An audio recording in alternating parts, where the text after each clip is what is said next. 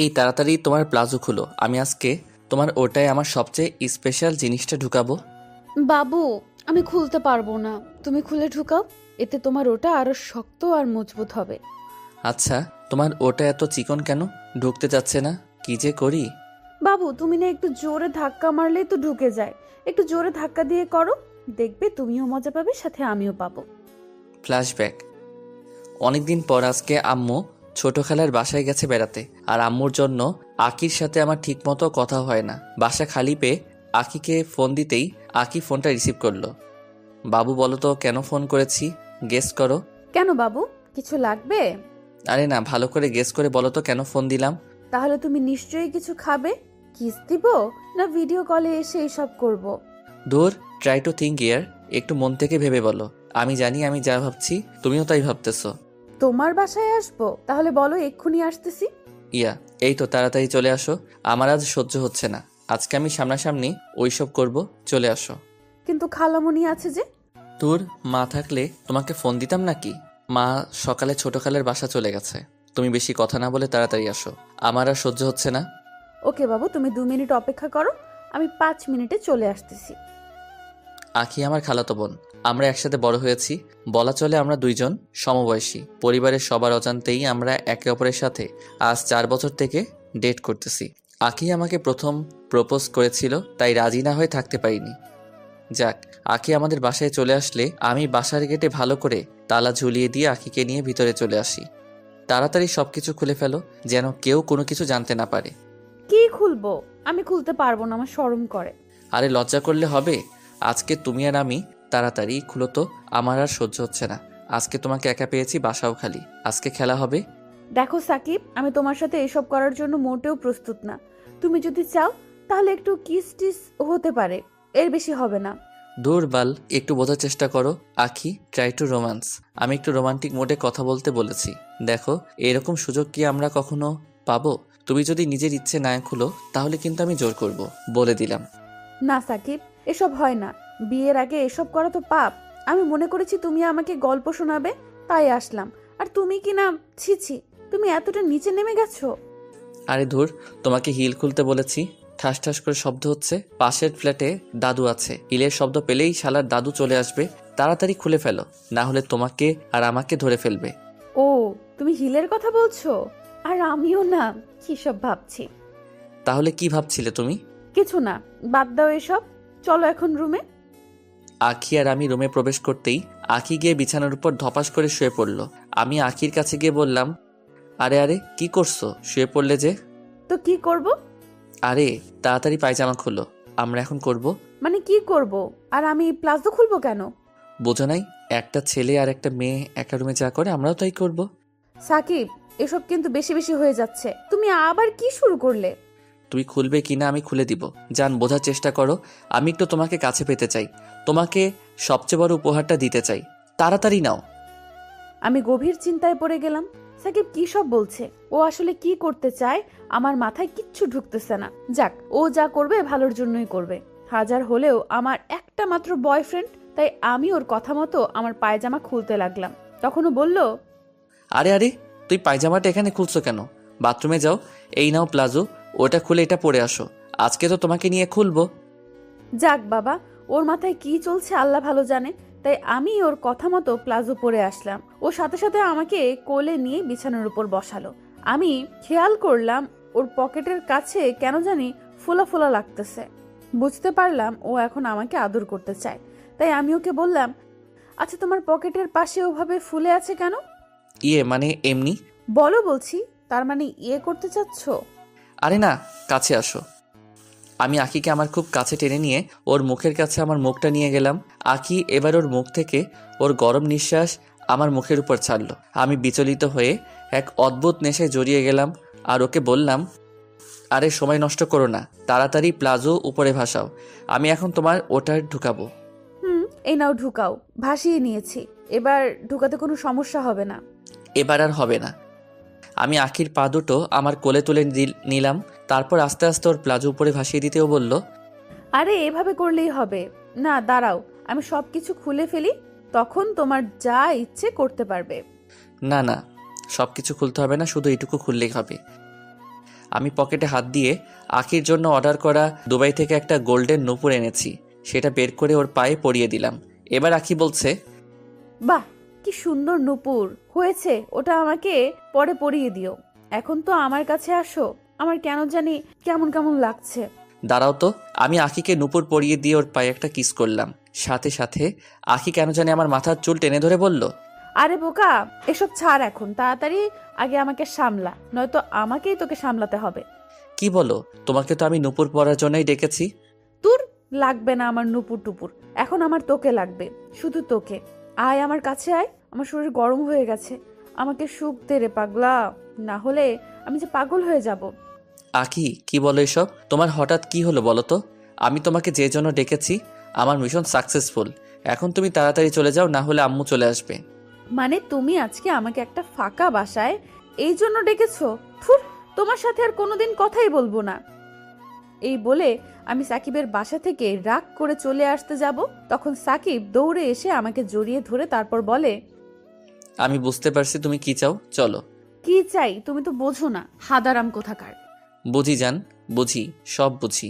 আমারও ইচ্ছে করছে, চলো এখন তাড়াতাড়ি কাজটা করে নিই। আম্মু চলে আসলে পরে আর কিছু করতে পারবো না। তাহলে আমি কি সবকিছু খুলে ফেলবো? তাড়াতাড়ি। সাকিব আমাকে কোলে নিয়ে বিছানায় শুইয়ে দিল, তারপর আমার শরীর থেকে সব কাপড় খুলে আমার নাকে একটা কিস করলো, তারপর আমার কপালে একটা কিস করলো, ধীরে ধীরে আমার গলায় কিস করলো। এবার আমি আর নিজেকে কন্ট্রোল করতে পারলাম না, সাকিবের সাথে আমিও রেসপন্স করতে থাকি। সাকিব এবার আমার বুকে হাত দিল, তারপর পুরো শরীর স্লাইড করতে থাকে। আমি উত্তেজনার চরম পর্যায়ে চলে যাই। সাকিবের মাথার চুল ধরে টেনে ওকে বললাম, জান, শুধু কি কিস করবে নাকি আমার শরীরের মধুটাও পান করবে? তোমার মধু খাওয়ার জন্য এত কিছু না খেলে কেমন হয় বলো? আচ্ছা, প্রোটেকশন এনেছো? না, প্রোটেকশন ছাড়া আজকে করব। যদি বাচ্চা হয় তখন? আরে কিছু হবে না, তুমি পিল খেয়ে নিবা। আমার না কেন জানি ভয় করছে। কিসের ভয় জান? এই যে আজকে ইয়ে করার পর যদি আমি প্রেগনেন্ট হয়ে যাই, তুমি কি আমাকে বিয়ে করবে? অবশ্যই, তুমি 10টা বাচ্চার মা হলে আমি তোমাকে বিয়ে করব। সত্যি তো জান? 3 সত্যি। তাহলে আসো, আমাকে আদর করো। এবার সাকিব আমাকে আদর করতে শুরু করে। আমি সাকিবের এমন আদর নিতে না পেরে বললাম, তুমি এমন করে আদর করছো কেন? সাকিব আমাকে জড়িয়ে ধরে কিছু বলতে যাবে, তার সাথে সাথে খালামণির ডাক। খালামণি আমাকে আর সাকিবকে এইভাবে দেখে ফেলে। খালামণি রাগে গজগজ করে রুমে চলে গেল। আমি মাথা নিচু করে দাঁড়িয়ে রইলাম। আজকে আমার কাজ শেষ। বাসায় যদি কোনোভাবে আম্মু বিষয়টা জানতে পারে, আমাকে তো খুন করে ফেলবে। আমি তাড়াতাড়ি সাকিবদের বাসা থেকে আমাদের বাসায় চলে আসি। বাসায় আসতেই আব্বু আম্মু আমার দিকে রাগে চেহারায় তাকিয়ে আছে। আমি কিছু না বলে রুমে গিয়ে ফ্রেশ হতেই দেখি আম্মু একটা ঝাড়ু নিয়ে এসেছে আমাকে মারতে। ঝাড়ু দিয়ে মারতে না পারলেও অনেক গালি দেয়, সাথে বলে দেয় আজকে রাতে তোর খবর আছে। আমি তো টেনশনে পড়ে গেলাম, কি যে করবে। আল্লাহ তুমি বাঁচাও আমাকে। রাতে আমাকে জোর করে গাড়িতে উঠানো হলো, তারপর বিয়ে করানো হলো। এখন জোরপূর্বক আমাকে বাসর ঘরে বসিয়ে রেখে চলে গেছে। রুমটা কেমন জানি চেনা চেনা লাগতেছে। আরে এটা তো সাকিবের রুম। কিছুক্ষণ পর সাকিব রুমে আসতেই বিছানার উপর ধপাস করে পড়ে আর বলে, চলো এখন শুরু করি। কি শুরু করবা? সকালে যেটা করতে চেয়েছিলাম সেটা। চলো। তোমার ওটা এত টাইট কেন? ঢুকছে না তো? একটু জোরে ধাক্কা দাও, ঢুকে যাবে জান। সাকিব এবার সত্যি অনেক জোরে ধাক্কা দেয়। আমি ব্যথায় কুকড়ে উঠি। আমি সাকিবকে ছাড়ানোর অনেক চেষ্টা করলাম, কিন্তু পারলাম না। তুমি তো জানোই আমি রক্ত কত ভয় পাই, আর আজ রক্ত দেখতে হচ্ছে এইভাবে। যেটুকু রক্ত বের হয়েছে বের হতে দাও, ওইটুকু পড়ার জিনিসই। দেখেন না, রক্ত তো আরো পড়তেছে। এখন কি করব আমি? যেটুকু পড়ার পরে বন্ধ হয়ে যাবে। সত্যি তো? কালকে ঠিক হবে তো? আর রক্ত পড়বে না তো? আরে পড়বে না, আমার বউটা পড়বে না। ঠিক আছে, তাই যেন হয়। আর রক্ত পড়লে তোর খবর আছে, মনে রাখিস। কেন, তোমার কি ওইগুলো করতে ভালো লাগছে না? তাহলে তখন যে রুমে এসব করার জন্য পাগল হয়েছিলে। আমার তো ভালো লাগতেছে, কিন্তু ভয় হচ্ছে একটু। কেন রক্ত পড়বে? আর পড়বে না, আমি আর একটু পরে তোমাকে ছেড়ে দিব। ঠিক আছে। সে আমাকে অনেকক্ষণ পরে ছাড়ালো। আমিও তাকে জড়িয়ে ধরে ঘুমিয়ে পড়লাম। মাঝরাতে আবার তার ডাক। আখি, এই আখি, আর একবার করব। আমার না আবারও ইচ্ছা করতেছে। আমি পারবো না বাবা গো, প্রথম রাতে আমার কিন্তু অনেক কষ্ট হইতেছিল। আরে এইবার যদি আর একবার করো তোমার আর কোনো কষ্ট হবে না, দেখো। না, আপনি মিথ্যা বলতেছেন। মিথ্যা না শোনা, সত্যি। একবার তুমি ট্রাই করে দেখো। আমি পারবো না, না না, আমার ভয় করে। আর কেন? আর কোনো এসব করব না। কি বললা বউ? সত্যি ইচ্ছে করতেছে? বর আর বউরা এসব করে, আমি সত্যি বলতেছি। তাই বলে এতবার কেউ করে নাকি? আমাদের প্রথম না, শুনেছি বাসরাতে নাকি কেউ কেউ 3বারও করে, আর আমি তো একবার করেছি। তার মানে আপনি এবার করার পরে আবারও একবার করবেন? এইবারই শেষ, আবার কালকে করব। কালকে আর হবে না। আপনি রাজি আছেন? তাহলে করেন। সত্যি কালকে আর হবে না? না, হবে না। আমার যে অবস্থা করেছেন, উফ, এখনো ব্যথা করতেছে। আচ্ছা, কালকেরটা কালকে দেখা যাবে, আজকে আর একবার করতে দিবা তুমি? দিব না কেন? অবশ্যই দিব। আসেন, আমার কাছে আসেন। আমি আস্তে করে ওর গলায় আমার ঠোঁট বসিয়ে দিলাম। ও আবারও কেমন যেন করা শুরু করলো। অনেকটা পিচ্ছি তো, তাই। বউ, তোমাকে কি করে বোঝাই, আমার তো বারবার এমন করতে ইচ্ছে করতেছে। আমার যে কি ভালো লাগতেছে। অনেক দিনের ইচ্ছা অবশেষে পূরণ হলো। ওই, তুমি আমার গলায় কামড় দিলে কেন? এমন করতে গেলে 2-1টা কামড় খেতে হয়। আজ শুনলাম ভালো করেন করেন, আমি যেন একটুও ব্যথা না পাই। আস্তে আস্তেই করব। তুমি যে আমার খালাতো বউ, একদম পিচ্চি মেয়ে। আবারও পিচ্চি বললি? আমি করব না, করব না। একবার বলছি না আমাকে পিচ্চি বলবি না? বললাম না? আর তবুও এটা কইরো না প্লিজ, লক্ষ্মীটা। আচ্ছা, করলাম না, আমি রাজি। এরপরে আমাদের আবারও রোমান্টিক একটা ফুলসজ্জা হলো। সকাল 10টা বাজে, ওকে ডাক দিয়ে উঠালাম। এই উঠো। আপনি উঠেছেন? উঠেছি। যাও এখন গোসল করে নাও। এই শীতের সকালে কিভাবে গোসল করব আমি? আরে গোসল তো করতেই হবে, কালকে ওইসব করেছি, আর এখন গোসল না করলে কেমন হয় বলো? চলো আমি তোমাকে গোসল করিয়ে দিতেছি। আমিও তার সাথে গোসল করে নিলাম। গোসল করার পরে আমার খুব শীত লাগতেছিল। তারপরে সাকিব এসে আমাকে অনেক শক্ত করে জড়িয়ে ধরলো। সাকিব জড়িয়ে ধরার সাথে সাথে বুঝতে পারলাম যে শীত যেন কোথাও হাওয়া হয়ে গেছে। ভালোই হয়েছে, শীতের সময় শীত লাগলে জামাইকে তো জড়িয়ে ধরা যাবে। এখন কি ভালো লাগতেছে? অনেকটা ভালো লাগতেছে গো। ওই চলো কিছু খেয়ে আসি, সবাই আমাদের জন্য অপেক্ষা করতেছে। আমি গিয়ে সবার সাথে খেয়ে নিলাম।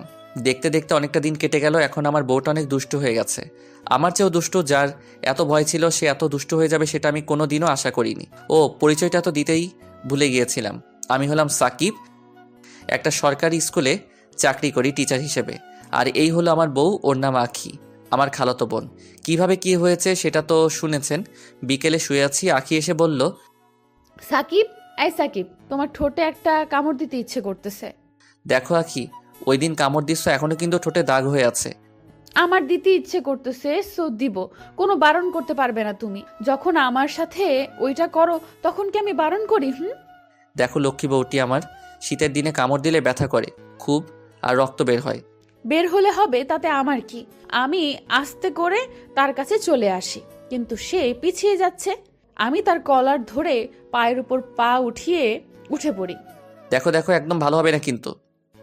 আমি তার কোনো কথা না শুনে তার ঠোঁটের সাথে ঠোঁট লাগিয়ে দিলাম। কামড় কি দিব এখন? দিয়ে দেই। আমি আস্তে করে কামড় দিলাম। রক্ত পড়বে কিন্তু। পরেনি, ছেড়ে দিলাম। আমার সাথে দুষ্টমি? আগের চেয়ে অনেক দুষ্ট হয়ে গেছো তাই না? দাঁড়াও দেখাচ্ছি মজা। আমি ওকে কোলে করে খাটে নিয়ে যাই, তারপর ওর পেটের উপরে বসে পড়ি। ওই, পেট থেকে ওঠো, ব্যথা পাচ্ছি।